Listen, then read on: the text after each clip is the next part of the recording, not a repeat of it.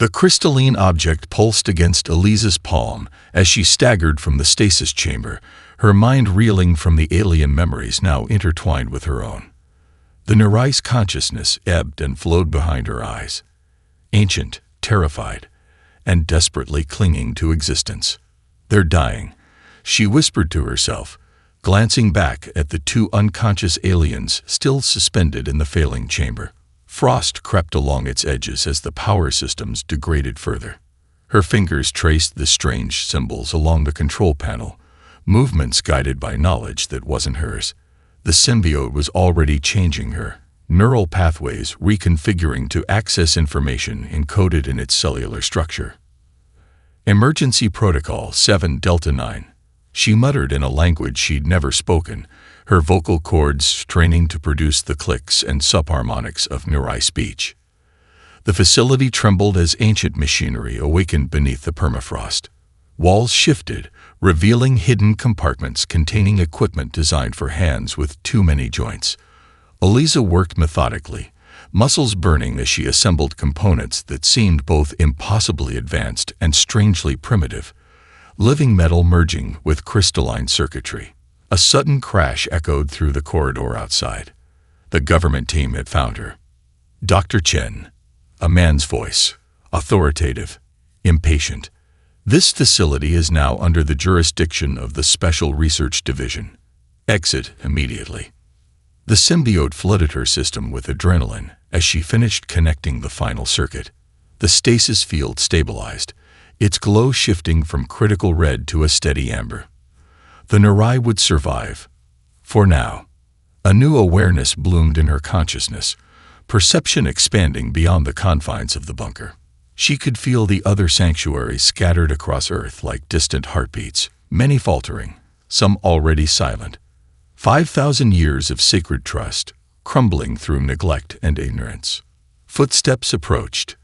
Eliza pocketed the crystal and moved toward a section of wall that resonated differently than the others. The symbiote guided her hands to press specific points in sequence, revealing the narrow tunnel. "I know what you're doing," a female voice said from the doorway. Eliza turned to see a woman in a tactical uniform, weapon lowered. "I've seen them too." "Agent Patel," the man's voice called from the corridor. "Report." The woman, Patel, held Eliza's gaze. "Negative contact. Subject appears to have fled through the northern exit." She stepped aside, nodding toward the hidden passage.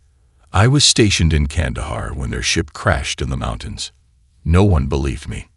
Eliza hesitated, the symbiote scanning the agent's biorhythms for deception. "You have 40 seconds before they track your heat signature," Patel continued, removing a small device from her pocket. "This will bypass the perimeter sensors. The sanctuary accord runs deeper than they realize.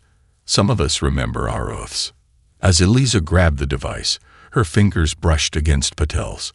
The symbiote sparked between them, recognizing something in the agent's genetic code. A marker, deliberately placed generations ago. "You're a guardian lineage," Eliza whispered, understanding dawning. Patel's eyes widened. "Find Okafor in Lagos. He maintains the archives." She turned away, drawing her weapon. "Now run. They're coming." Eliza plunged into the darkness of the tunnel, the crystal guiding her path with a faint blue glow. Behind her, the first sanctuary awaited rediscovery, while ahead lay a world that had forgotten its most sacred promise. The Monument Valley Sanctuary descended 23 levels beneath the desert floor, a spiraling structure of living stone that pulsed with bioluminescent veins. Eliza, James, and Maya stood frozen as 6 insectoid warriors surrounded them, chitin armor gleaming under the blue glow of nutrient pools. "The Mrekti," James whispered, recognition flashing in his eyes. "I've seen their markings in Dogon cave paintings." The lead warrior stepped forward, compound eyes reflecting the humans in fractured kaleidoscope vision. Its mandibles clicked in what Eliza now understood was speech. "You breach our sanctuary with the scent of Narai symbiosis, yet you come unarmed. Explain." Maya tensed, hand instinctively reaching for the weapon she'd surrendered at the entrance. We're trying to save your people, not threaten them. The treaty is broken, the Mrekti leader responded, antenna vibrating with agitation. For 3 centuries, no guardian has acknowledged our presence. The alarm systems activate, yet no response comes. We prepared for war while you forgot your oaths. Eliza's symbiote pushed forward in her consciousness, compelling her to step closer to the imposing warrior. The knowledge was hidden from us, she said, her voice overlaid with Mirai harmonics. But we are remembering now. The Mrekti warriors chittered among themselves, then parted to reveal an arched doorway leading deeper into the sanctuary. Come, see what your forgetting has cost us. They descended into a vast chamber where hundreds of stasis pods lined the walls. Inside each pod floated a Mrekti. Not warriors but civilians, their soft exoskeletons lacking the armored plates of their guardians. Our hibernation technology was designed to last 100 years. The leader explained, mandibles expressing what Eliza's symbiote translated as mournful resignation. It has been stretched to 3 times that duration. 1 in 4 never wakes. James ran his fingers over the nearest pod's control panel, his historian's eyes cataloging the symbols. These were designed to interface with human operators, he observed. The system requires regular genetic verification from a guardian. The treaty specified shared responsibility, the Mrekti confirmed. We provide the technology, you provide the biological components. Without human DNA confirmation, the systems degrade. Maya examined a wall display showing a 3-dimensional map of Earth with pulsing lights scattered across all continents. These are all sanctuaries. The last transmission network, the warrior clicked. 37 sanctuaries, 17 still operational. 3 have gone silent in the past month alone. Eliza felt the weight of centuries pressing down on her. And the Void Shaper? How close is it? The Mrekti leader manipulated a crystal control, and the chamber darkened. A holographic display materialized in the center, showing the solar system with a distorted shadow spreading at its edge. It has been watching for millennia. Our activation signals gave away our position. The warriors' antennae drooped. The Vanguard scouts have already reached your outer planets. How much time do we have? Maya asked. Perhaps 3 lunar cycles before the main consciousness arrives. The Mrekti extended a multi-jointed limb toward a sealed vault door. But we have not been idle in our exile. The massive door slid open, revealing an arsenal of weapons unlike anything the humans had ever seen. Living metal merged with crystalline structures, pulsing with internal energy. These were forged for human hands, the warrior explained. Designed to channel your species' unique neural patterns, a weapon no other species can wield.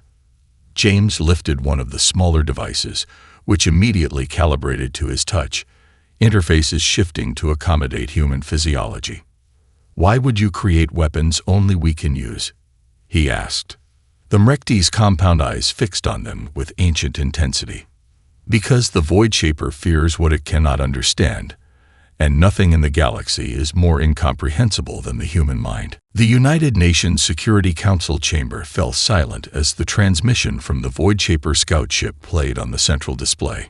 No human language appeared in the scrolling text, only the flowing scripts of 24 extinct civilizations, each announcing the same methodical harvest protocol.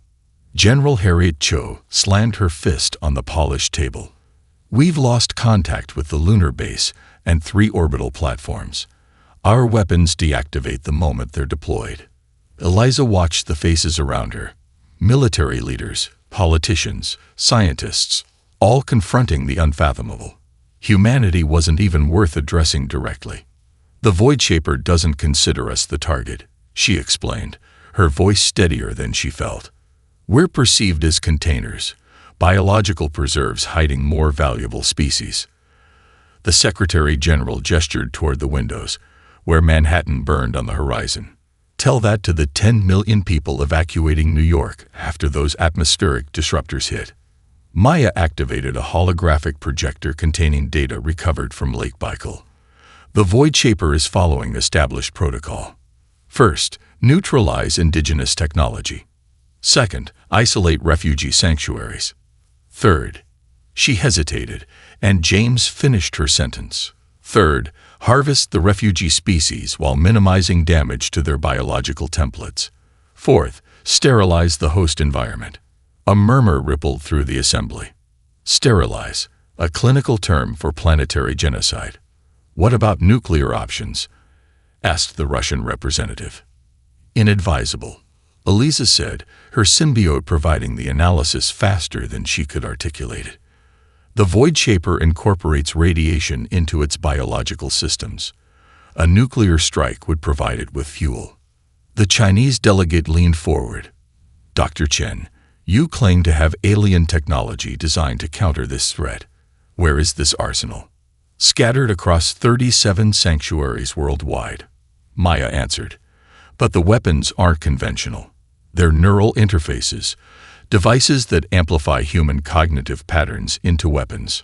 Skepticism clouded every face. Eliza understood their doubt. In 3 days, humanity had gone from technological apex predator to primitive obstacle. The Secretary General removed his glasses.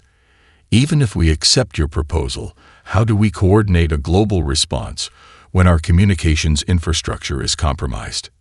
The answer came from an unexpected source. A young lieutenant entered with a telegram.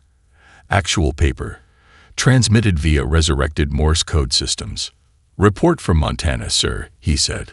They've established a mechanical relay network using pre-digital technology. Railroad telegraph systems are operational across North America. Similar reports followed. Ham radio networks in Africa, mechanical computational systems in Europe, semaphore chains in coastal regions. Humanity was adapting with shocking speed. On the display screens, satellite imagery captured the first Void Shaper harvester descending over the Gobi Desert, a writhing mass of biomechanical appendages stretching almost 2 kilometers in diameter. It's searching for the Beijing sanctuary, James whispered.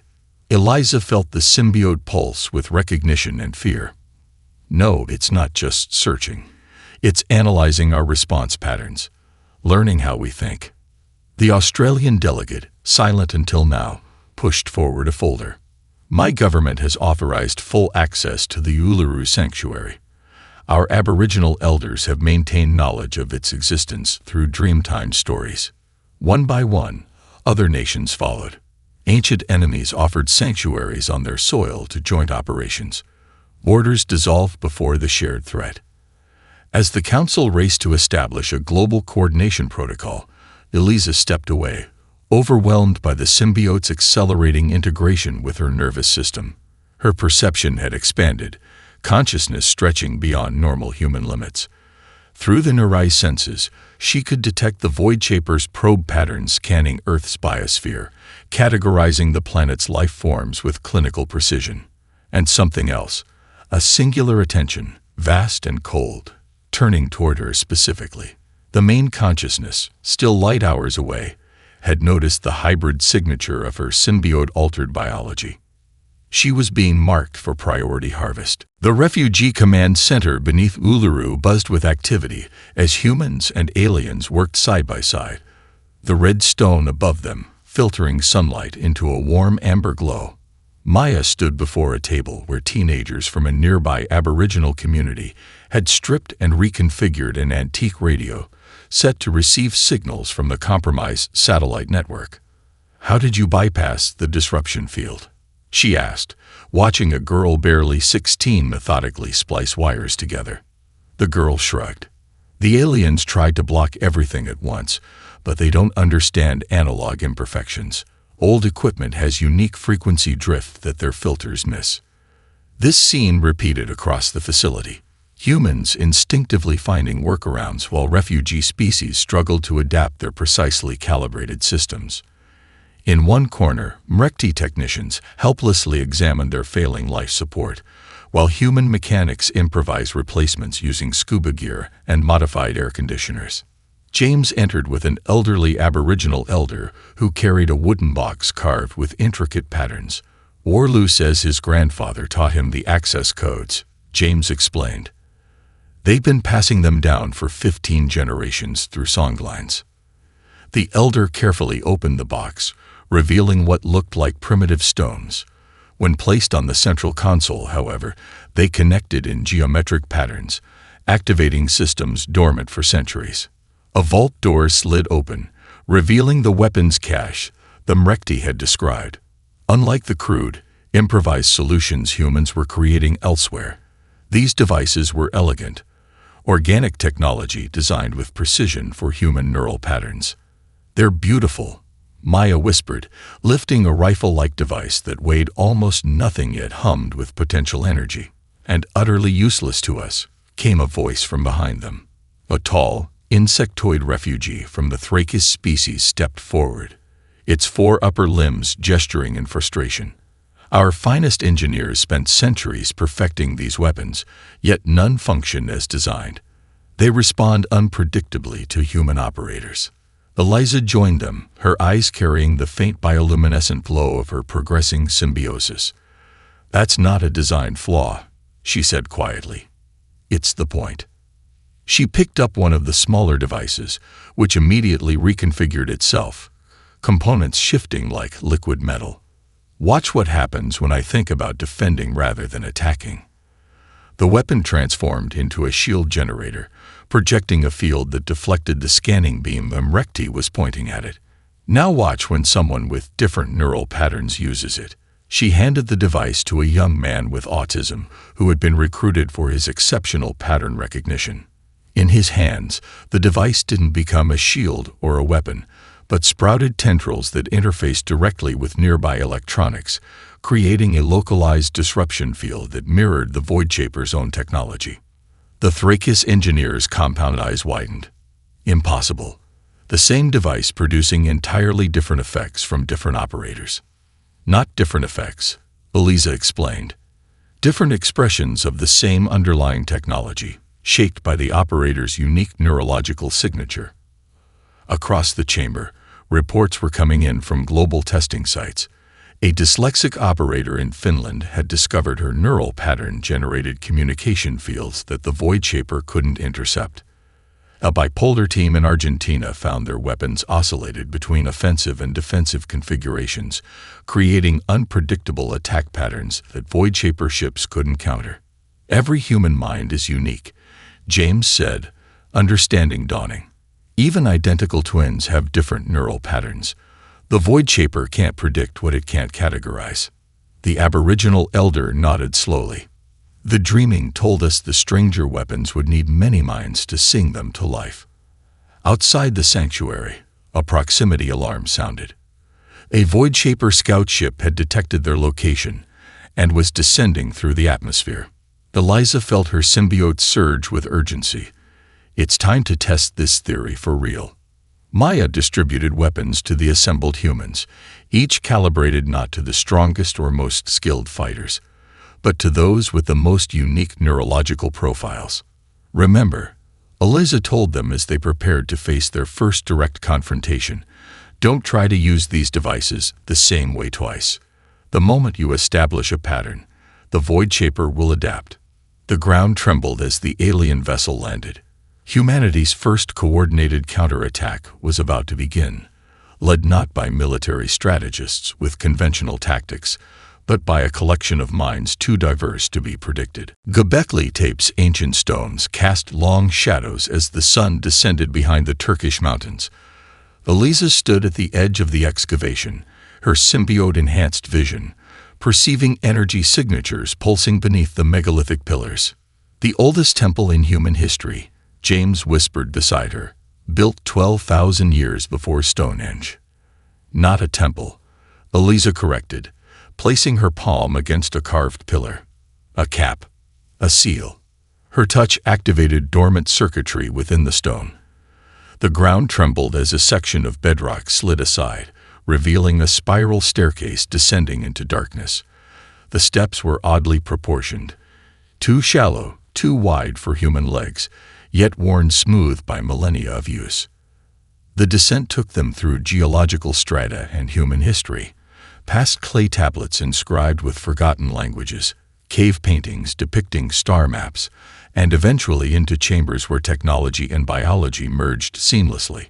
Walls pulsed with bioluminescence, responding to their presence.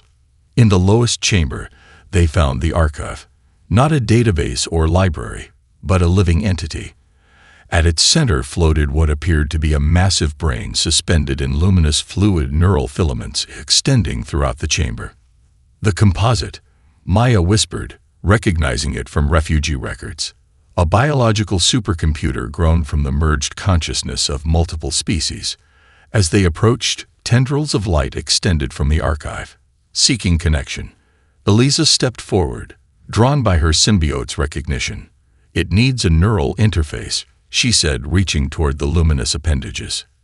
"Eliza, wait," James began, but she had already made contact.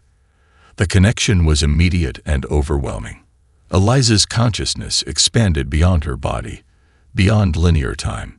She experienced the memories of 1,000 extinct species simultaneously, their discoveries, their art, their final moments as the Void Shaper consumed their worlds. Then came the revelation that shattered her understanding of humanity. Through the archive's memories, she witnessed early hominids struggling on the African savanna, vulnerable and unremarkable.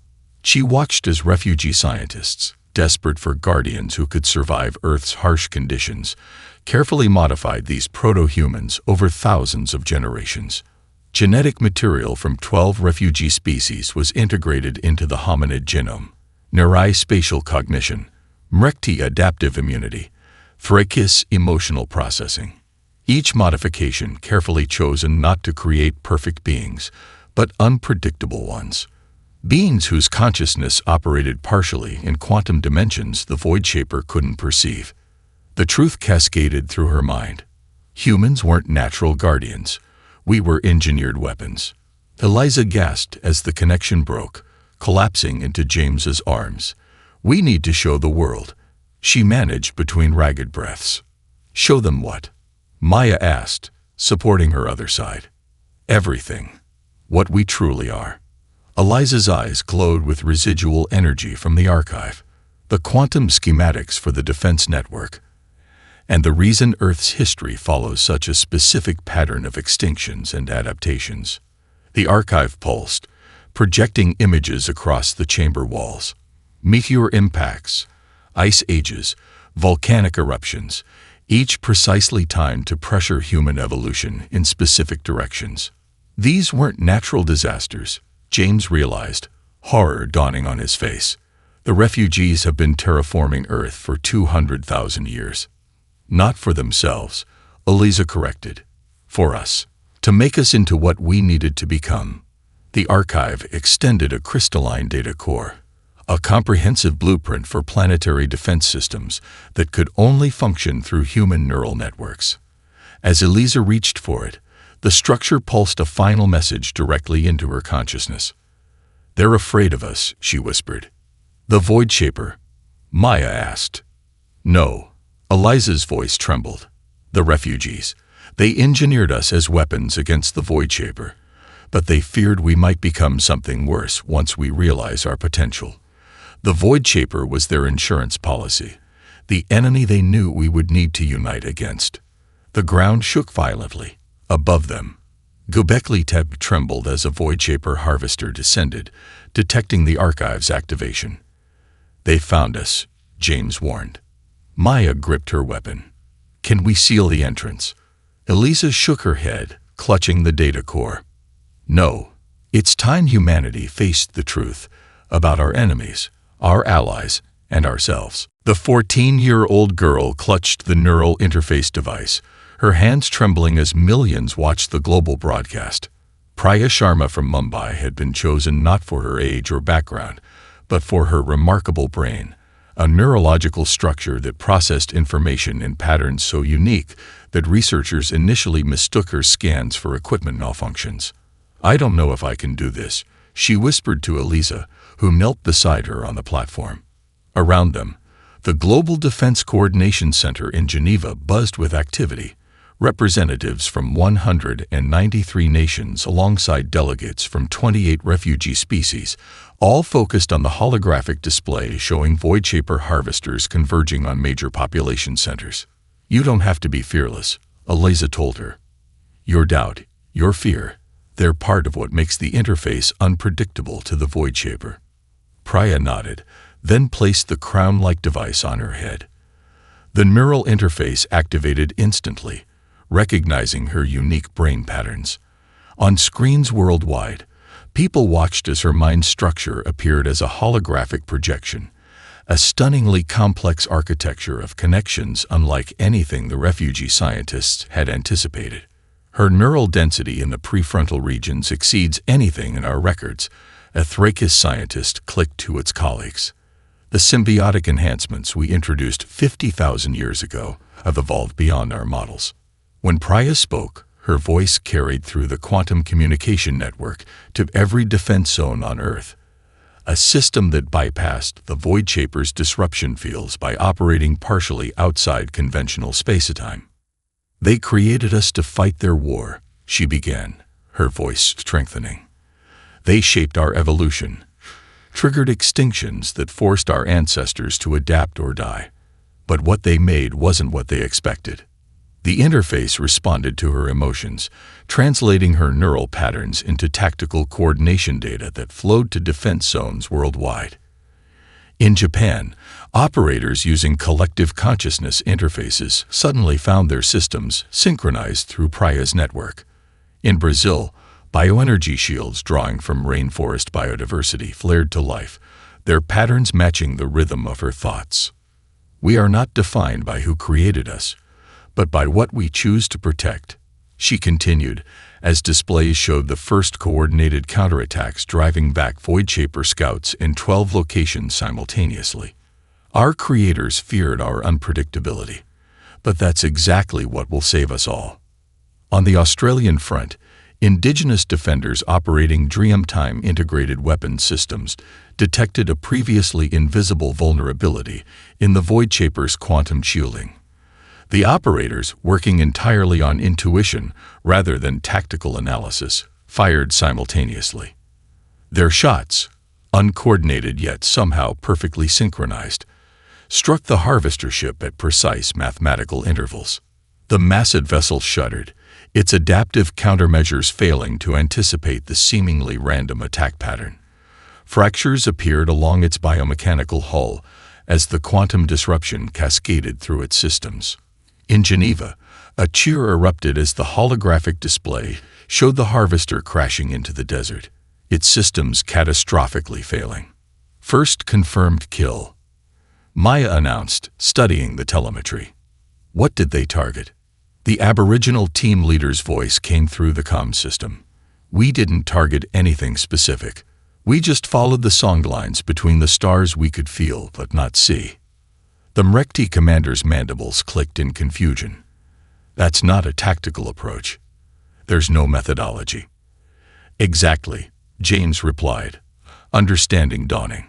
"They're attacking based on intuition, spiritual tradition, and cultural knowledge the Voidshaper can't quantify or predict." As the global defense systems synchronized through Priya's neural network, something unexpected happened.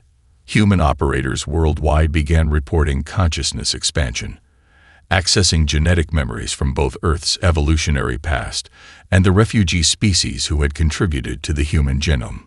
"It's working," Eliza whispered, watching Priya's neural interface illuminate with activity that sprawled beyond conventional measurement. "The quantum consciousness network is activating dormant neural pathways." On the main display, the Voidshaper forces paused their advance, their distributed intelligence encountering something unprecedented. A defense system that became more chaotic and less predictable the more coordinated it became. Priya's eyes opened, now glowing with the same bioluminescence as Eliza's. "They're confused," she said, her voice overlaid with harmonics no human throat should produce. For the first time in its existence, the Voidshaper cannot predict its prey's response. The neural projection chamber hummed with energy as Eliza's team prepared for the desperate gambit. 17 volunteers lay in modified stasis pods, neural interfaces connected to their temples, each selected not for combat experience, but for unique cognitive profiles that the Void Shaper had never encountered. The previous civilizations that attempted consciousness projection sent their military strategists and greatest minds, explained a Thrakis engineer, adjusting the calibration. They were instantly assimilated because they thought in recognizable patterns. Eliza, now physically transformed by her symbiote into something neither fully human nor Narai, studied the quantum projection data. Her skin had taken on a translucent quality, neural pathways visible beneath the surface. We're sending a historian, a poet, a child with synesthesia, a quantum physicist, and a shaman, she noted.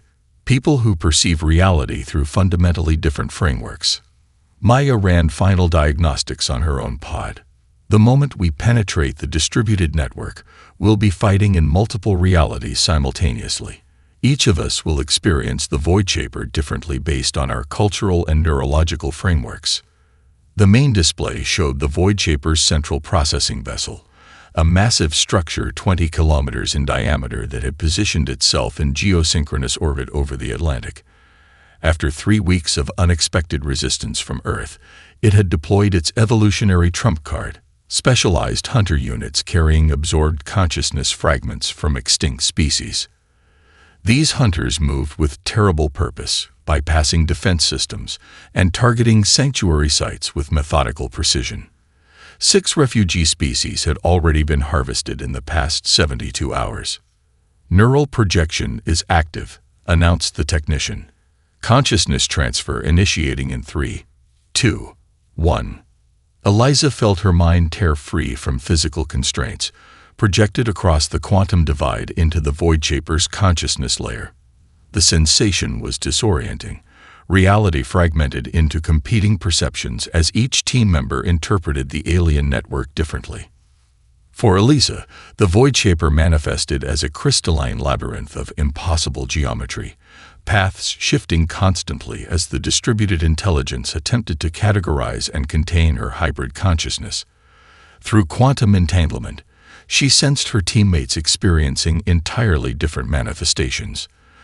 Dr. Nyanji from Kenya navigated a living savanna where predator algorithms stalked through tall grass, while Dr. Petrov from Russia battled through a mechanical blizzard of shifting data protocols. These cognitive dissonances created exploitable fractures in the Void Shaper's unified perception. It couldn't stabilize reality when 17 humans experienced 17 different versions simultaneously.